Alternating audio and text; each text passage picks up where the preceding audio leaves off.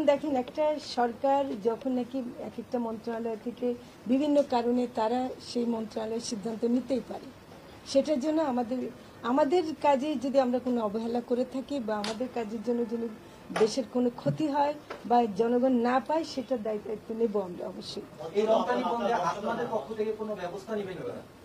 মানে রপ্তানি বন্ধের জন্য না, রপ্তানি বন্ধের তো দায়িত্ব আমার না, বুঝছেন।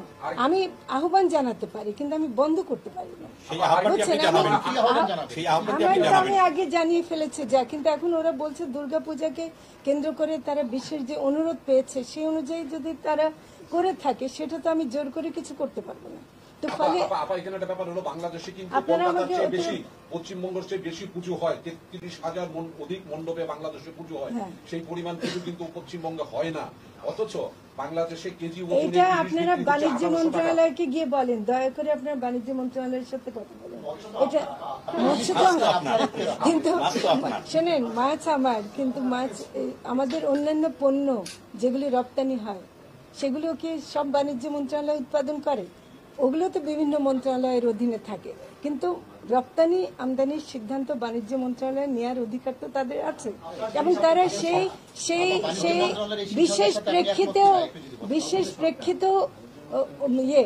আর একটা কথা পরিষ্কার করি, পূজার সাথে আমাদের যারা হিন্দু ভাই বোনরা আছেন তাদের সাথে কথা বলতে দেখেছি, ধর্মীয়ভাবে ইলিশের সাথে পূজার কোনো সম্পর্ক আছে কিনা সেটা আমি শুনেছি নাই। কাজে এটা আমরা যেমন ভালো খাবার খাই, সে ভালো খাবার খাওয়ার একটা অংশ হিসেবে তারা নিতে চাচ্ছে, কিন্তু পূজার সাথে এটার কোনো সম্পর্ক নাই। তো এটা পরিষ্কার করা দরকার। অনেক সময় মনে হবে যে আমরা খুব নিষ্ঠুরভাবে একটা ধর্মীয় অনুষ্ঠানকে ক্ষতিগ্রস্ত করছে, তা কিন্তু না। আপনারা দয়া করে বাণিজ্য মন্ত্রণালয়ের সাথে কথা বলেন, তারা নিশ্চয়ই বিশেষ একটি অনুরোধের প্রেক্ষিতে করেছেন, সেই অনুরোধটাকে আমরা খণ্ডন করব, সেটা আমরা করতে চাই।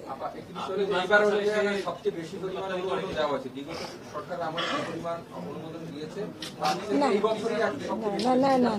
এটা ভুল। এটা গত বছর না, এটা আপনি তথ্যটা দেন। গত বছর 3,000 না আরো বেশি, 3,800 মেট্রিক টন, কিন্তু দিতে পারেনি। ওটা হলো যে দিতে পারেনি, দিয়েছে মাত্র 1,000, বুঝছেন। এবার বরং তার সাথে কম অনুমতি।